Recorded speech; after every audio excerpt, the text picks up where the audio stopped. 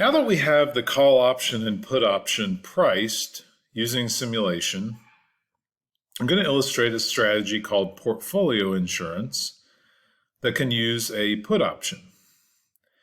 Now, the biggest thing about valuing the portfolio insurance is understanding what it does to the variability of an investment in portfolio insurance versus an investment in the stock alone. So we're going to use the simulated price for the put option and use the risk neutral price, because the main thing we're interested in here is the variability. So we're going to create here a cell for the discounted stock payoff and the portfolio insurance. All right, so the discounted stock payoff is basically going to be equal to this future risk-neutral simulated stock price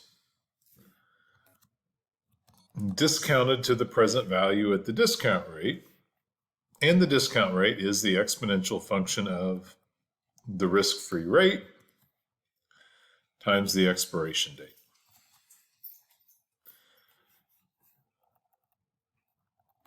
Now, to invest in this share of stock, we would need to pay the current stock price, which is here in cell B4 in this model. So what we have here is the stock payoff discounted to the current value and the initial price of the stock, which we subtract because that would be the cost of purchasing a share of stock. And we'll make that an output.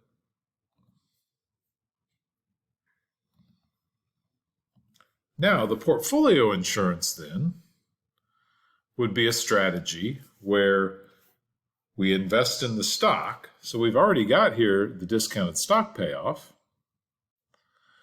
And then we invest in the put option.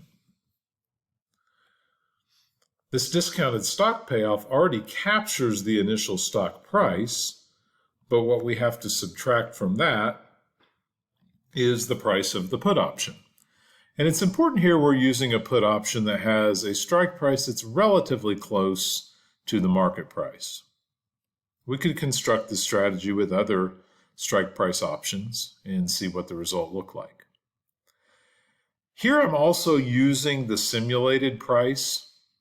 What we're really interested in is seeing what this does to the variability of these investments.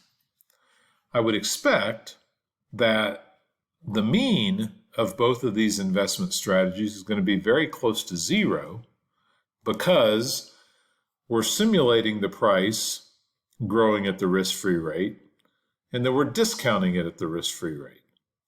So really the difference is going to be the variability.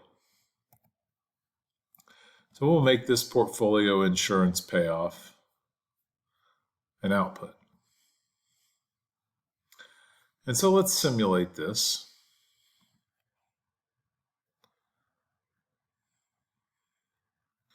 All right, and so here what we see is the payoff for the portfolio insurance. And we see that the mean really is very, very close to zero. And if we click in the discounted stock payoff, we see the mean is also very close to zero, about the same. Okay, but it's got a completely different profile here. So let's create an overlay chart of the discounted stock payoff and the portfolio insurance payoff. This button right here in the output window is the overlay chart. And so we'll add an overlay. And we'll select the discounted stock payoff and then the portfolio insurance payoff.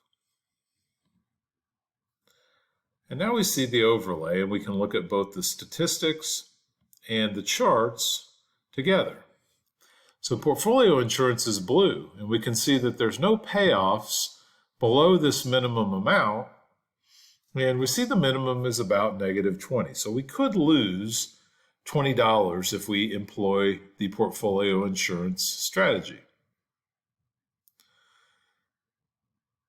The minimum with the discounted stock payoff or the investment in one share stock is a very large $170. So we're cutting out a lot of large losses with portfolio insurance.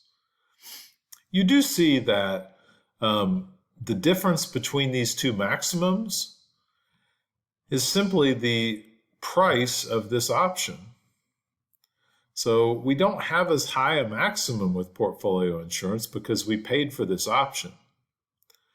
But we're cutting off a lot of very large potential losses. And so what we see is, while the means are essentially the same, and they're basically zero, the standard deviation of these two investments is significantly different. The portfolio insurance has a much smaller standard deviation. So if we want to make a bet on SPY, the price going up, but we want to limit downside losses, we could invest in the portfolio insurance strategy versus just investing in one share of the stock.